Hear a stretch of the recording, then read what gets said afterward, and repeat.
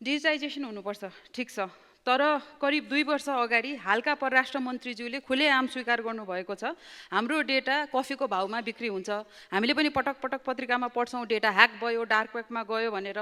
अब यस्तो बेलामा तपाईको साइबर सिक्युरिटीको कुरा, डेटा प्रोटेक्सनको केही कुरा नसोची, कुन डेटामा कसको पहुँच छ कुरा नसोची तपाईहरुले नागरिक एपलाई संस्थागत गर्ने कुरा गर्दै हुनुहुन्छ। ठुला ठुला टेक्निकल जार्गन त अब रटिसक्नुभयो, त्यही भन्नुहुन्छ, तर डेटा सुरक्षामा केही देखिएन। त्यो नगरिकन नागरिक एप तपाईले संस्थागत कसरी गर्नुहुन्छ? दोस्रो, अब 7 दिनमा निर्णय गर्ने भन्ने कुरा एकदम कर्णप्रिय छ, तर यसरी नै दिनै टोकेर सुशासन ऐनमै टेकेर नागरिक बडापत्र छ नि हैन, त्यो नागरिक बडापत्रमा लेखिएको दिन तोकिएकोमा अहिलेसम्म काम नगरेका कर्मचारीलाई के कारबाही गर्नुभएको छ? छैन। भनेपछि यो 7 दिनमा यो कारबाही गर्छु भन्ने कसले कारबाही गर्छ, कारबाही के हुन्छ, केही पनि स्पष्टता छैन। यो त जनतालाई भ्रम छल्ने। यो कस्तो हो भन्दाखेरि 2/3 सरकार पनि आफ्नै, कर्मचारी संगठनहरू पनि आफ्नै, दलीयकरण पनि कर्मचारीले आफैले गर्ने, त्यसपछि डेलिभरी पनि दिन नसक्ने, 1/3 त पालिका प्रमुखहरू पनि, जिल्ला प्रशासकीय प्रमुख पनि पठाउन नसक्ने। यो अकर्मण्यता हुँदा चाहिँ नि गनगन चाहिँ के गर्ने, हामी कर्मचारीसँग जुझ्दैछौँ भनेर यो भ्रम हो।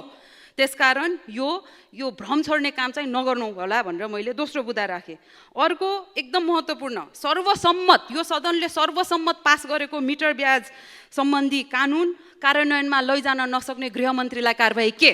कर्मचारीलाई कारबाही गर्छु भन्दै गर्दाखेरि यो कार्यान्वयनमा नलग्ने गृहमन्त्रीलाई कारबाही के?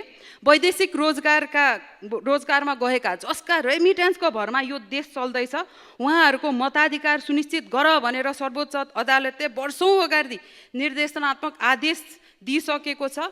त्यो कार्यान्वयन नगर्ने मन्त्रीलाई कारबाही खै? जहिले पनि राजनीतिक कर्मीहरू विशेष अदालतबाट पनि छुट्ने, सबै ठाउँबाट छुट्ने, यस्तो खालको कानुन ल्याएर जनतालाई भ्रम छाड्ने, हामी सुशासन कायम गर्छौँ भनेर। शिक्षकहरूको हकमा शिक्षा मन्त्रीज्यूले यसमा यो लेखे पनि 81 साल अध्यादेश पास भएपछि मात्र निवृत्तिकरण भनिराख्नु भएको छ। शिक्षकहरूसँग त तपाईले पटक पटक पटक पटक सम्झौता गर्नु भएको छ, अनि एउटा भ्रम छरिराख्नु भएको छ शिक्षा ऐन आएपछि त्यो सबै पास हुन्छ। त्यो हुँदै होइन। यो शिक्षकहरूलाई भ्रम छोडौँ।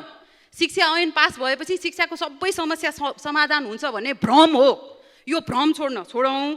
त्यसकारण म सम्मानीय सभामुख महोदय, यस्तो आपतकालीन बाहेक यो अध्यादेश मार्फत शासन अस्वीकार्य छ र म शिशिरजीको प्रश्न दोहोऱ्याउन चाहन्छु, के प्रधानमन्त्रीज्यू तपाईँ हिटलर बन्दै खोज्नुहुन्छ?